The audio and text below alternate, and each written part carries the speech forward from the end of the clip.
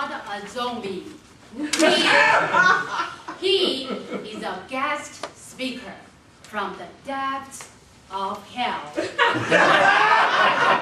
corrupt the hearts and the souls of Toastmasters, leaving the misery, filth, and stench of hell. To speak to us tonight is the evil one, the dragon, Beelzebub, the beast, Satan himself.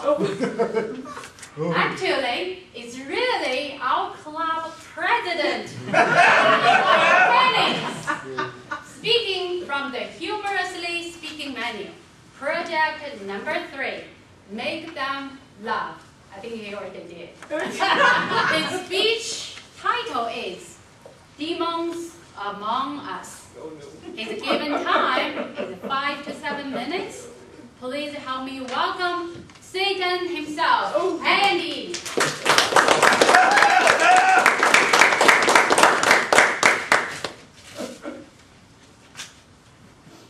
Evil is in our midst.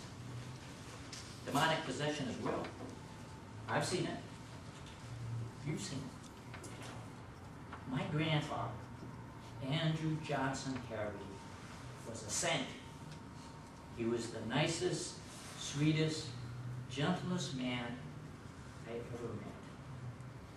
But when he got in an automobile, he became the personification of Lucifer.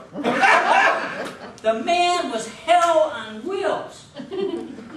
We all know people, nice people, that when they get in automobiles, they become demons. They just transform into someone that we don't know. My grandfather drove with devilish delight. The man never drove the speed limit in his life. And when he became agitated, he would speak in a language so foul, so vulgar, so obscene, that even the devils in the 9th level of hell would be embarrassed. As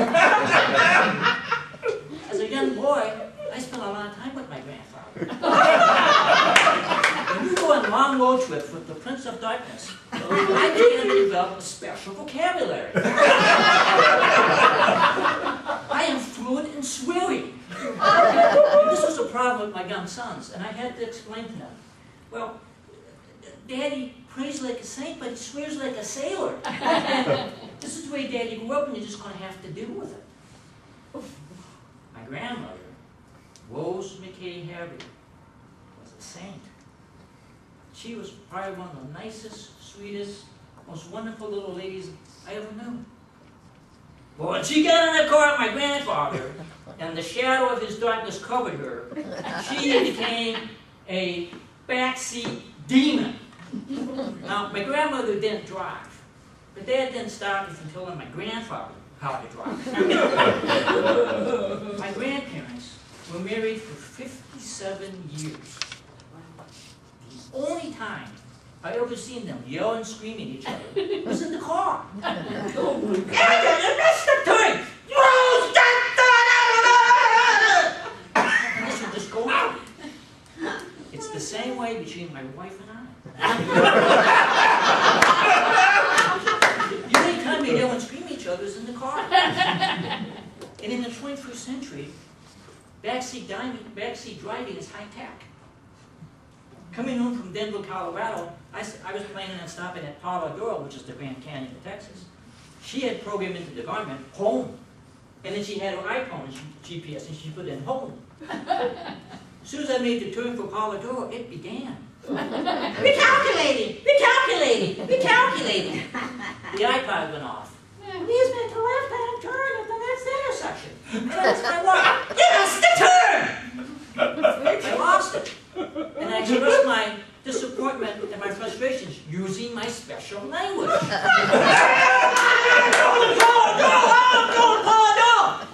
We went to Palo Duro. Oh my God. Somehow my marriage survived.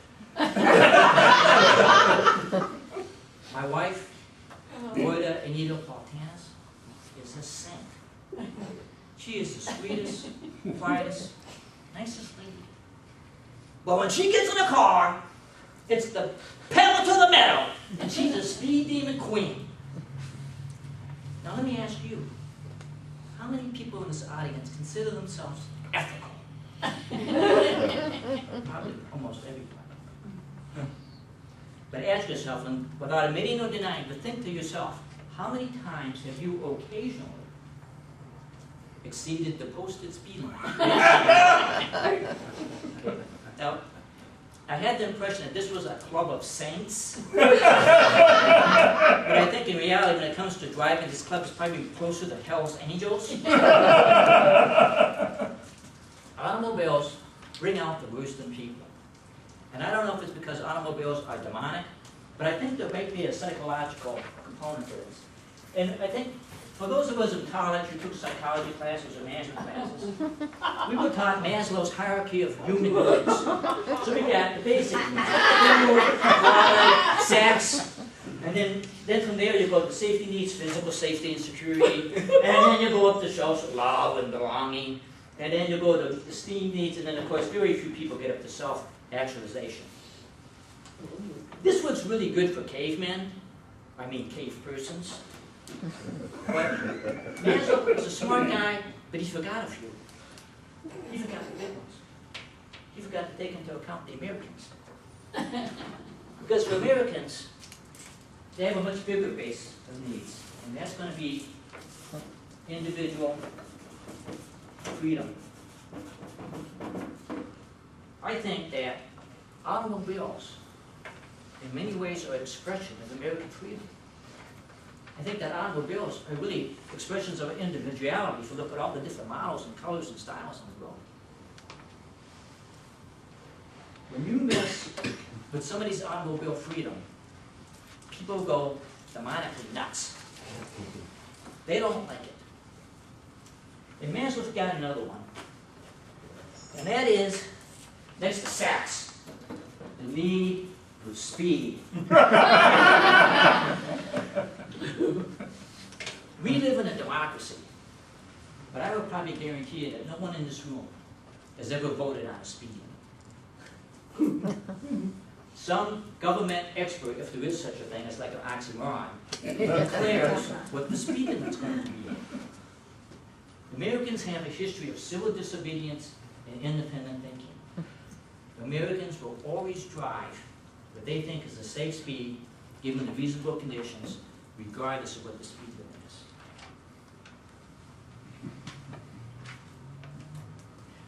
The evilness that we see on the roads, and some of the demons that we see on the roads, I don't see them as demons.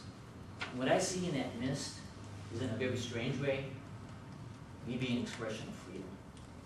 Man, those ones.